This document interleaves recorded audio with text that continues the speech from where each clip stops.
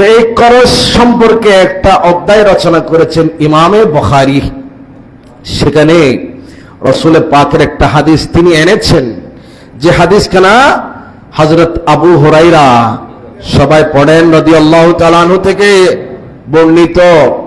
তিনি বলেন, আমার নবী নবুয়তের জবানে এত চমৎকার একটা হাদিস বয়ান করলেন। কি বললেন?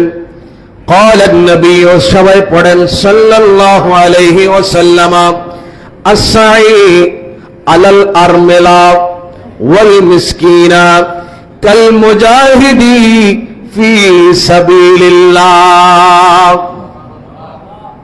সুবহানাল্লাহ, জোরে বলেন। বুঝেন নাই বলে বলতেছেন না আর কি।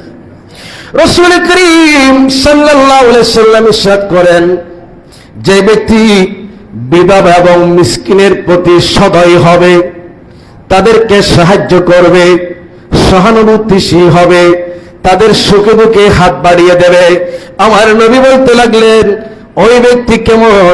যে ব্যক্তি আল্লাহর রাস্তায় জিহাদ করে ওই ব্যক্তির মতো সওয়াব পাবে। আবিল কায়েমিল লাইলা, অথবা কিয়ামুল লাইল। আমাদের মসজিদে রমাদানুল করিমে শেষ 10 দিন কিয়ামুল লাইল হয়, কিন্তু এমন কিছু বান্দা আছে সারা জীবন কিয়ামুল লাইল করে। তো রাসূল বলেন, বিধবা, বিধবা বুঝতেছেন তো, যার স্ত্রী মারা গিয়েছে, যে মহিলার স্বামী মারা গিয়েছে, যে মহিলার স্বামী মারা গিয়েছে তাকে বিধবা বলা হয়।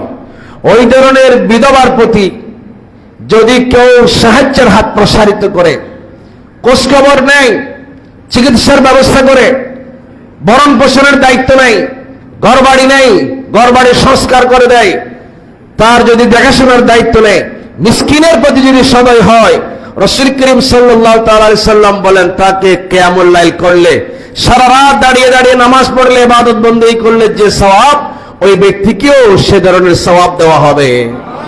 আও সাইমিন নাহার, সারা দিন রোজা রাখলে যেমন সওয়াব দেওয়া হয়, সেভাবে ওই বিধবা ব্যক্তির, বিধবা মহিলার দায়িত্ব নেওয়া ব্যক্তিকেও সে ধরনের সওয়াব আল্লাহর নবী বলেছেন দান করা হবে। নবীর কথা কি মিথ্যা হতে পারে? নবীর কথা কি মিস হতে পারে? নবী যা বলেছেন তা কার কথা? ওয়ামা ইয়ানতিকু আনিল হাওয়া ইন